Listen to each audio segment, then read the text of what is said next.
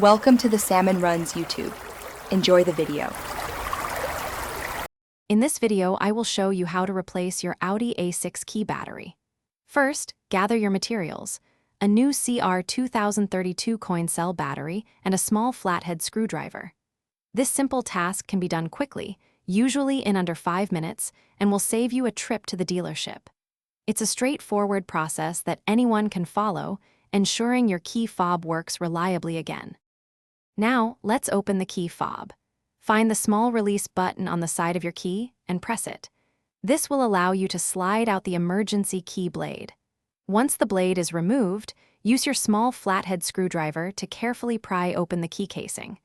There's usually a small notch where you can insert the screwdriver to gently separate the two halves without causing damage. With the key fob open, you'll see the old battery. Before removing it, note its orientation, specifically which side is facing up. This ensures you insert the new battery correctly.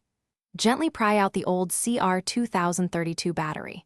Then, take your new CR2032 battery and insert it, making sure the positive side, usually marked with a plus sign, is facing upwards, just like the old one. Finally, it's time to reassemble your key fob. Carefully align the two halves of the casing and press them together until they snap securely into place. Don't forget to slide the emergency key blade back into its slot. Test your key fob to ensure it's working correctly.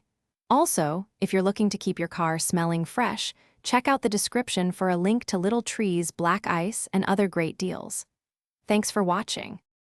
Thanks for watching. Consider subscribing if we helped you.